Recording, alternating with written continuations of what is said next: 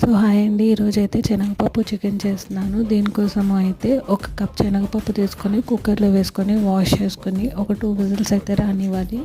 ఇప్పుడు ఒక కుక్కర్ తీసుకొని దాంట్లోకి చాప్ చేసుకున్న ఆనియన్స్, పచ్చిమిర్చి వేసుకొని కొద్దిగా సాల్ట్, కొద్దిగా పసుపు వేసుకొని గోల్డెన్ బ్రౌన్ వచ్చేంత వరకు ఫ్రై చేసుకోవాలి.